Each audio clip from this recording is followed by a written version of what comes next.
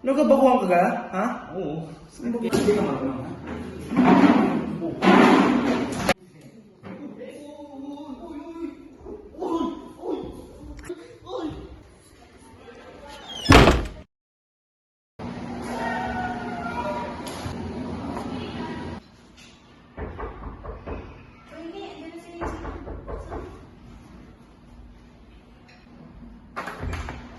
Uy, Chris!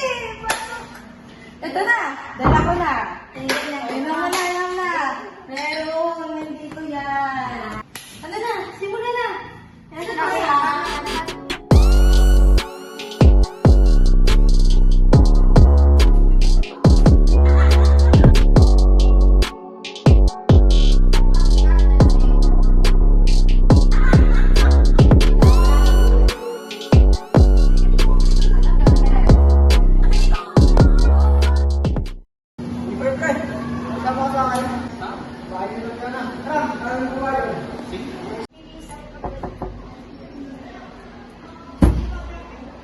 Uy, pwede ba kami makajami dyan?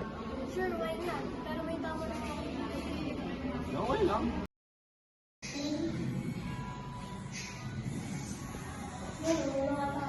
Wala naman naman dyan.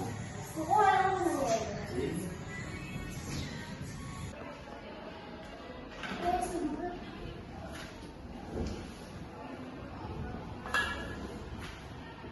Uy, shut na kayo. Ano?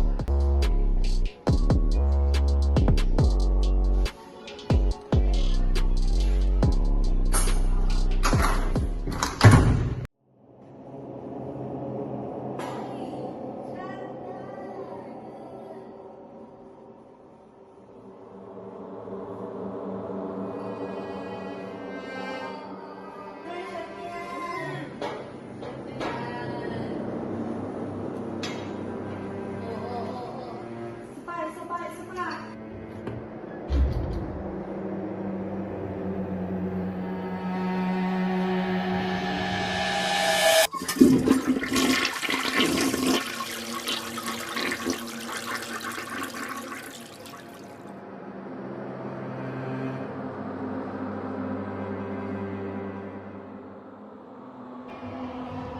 Jack? Chris, nasaan ka na?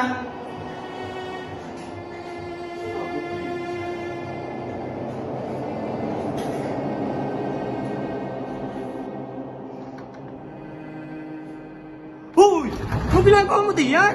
Hoy! Anong ginagawa mo diyan? Hoy! Anong pinaggagawa mo? Nasa tamang isip ka ga? Hoy! Gising! Hoy! Sa! Gising na! Ba, nasa tamang pag-iisip mo ba? Hoy! Sa! Ah!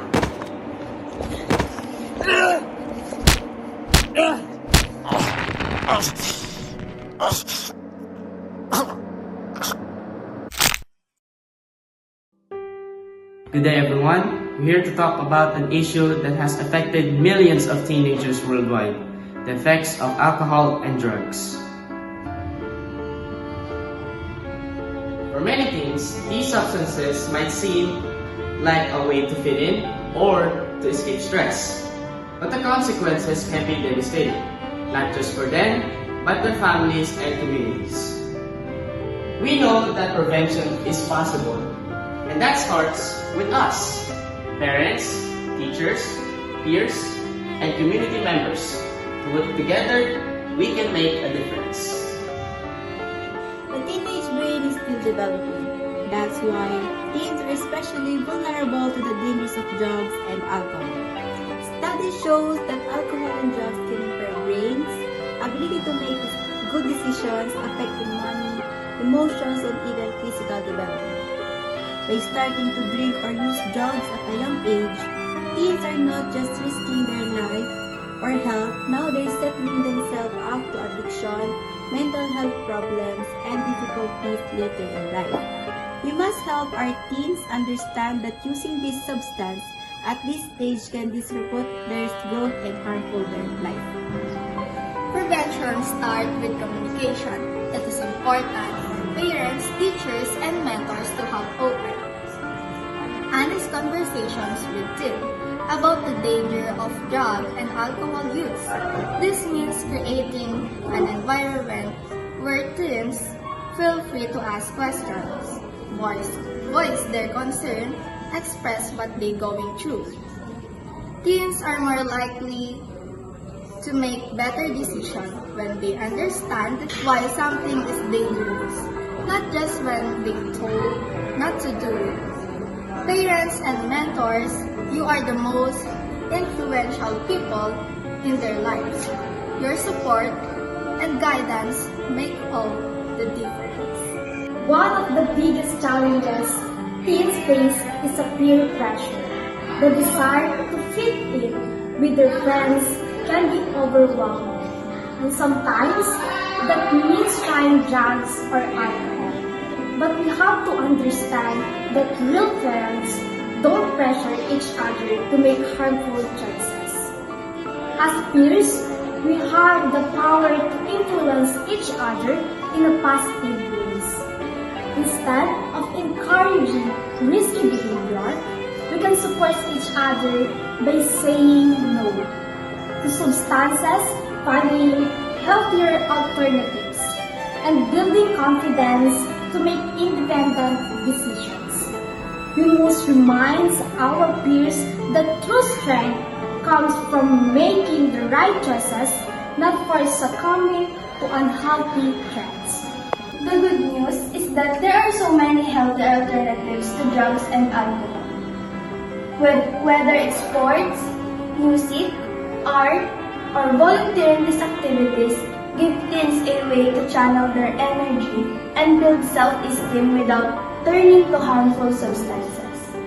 By engaging in hobbies and building positive relationships, teens can feel a sense of belonging and purpose. These activities provide a safe, supportive environment where they can thrive and find a sense of identity beyond drugs and alcohol. It's up to all of us to make sure that teens know there are always better ways to deal with stress, peer pressure, and emotions. Schools and communities also play a crucial role in prevention. Educating teens about the risk of substance abuse should be a priority. And we can do this through programs, workshops, and activities designed to raise awareness and build resistance to drug and alcohol use.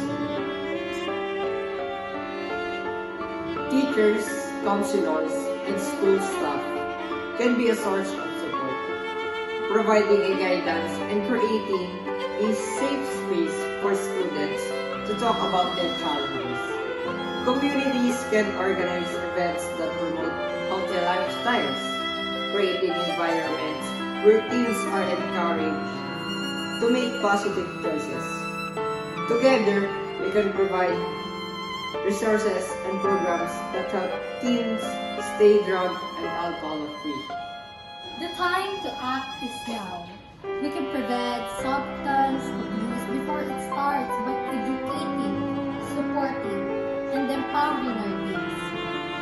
It's about starting the conversations, providing alternatives, and helping teens navigate the pressure they face with confidence and resilience. By working together, families, school, communities, we can create an environment where teens make the right choices for their health and future. Let's stand together and make a commitment to a future where drug and alcohol abuse doesn't define our teenagers, but instead their potential and their promise do. Together, we can make a difference. Let's take action and change the future.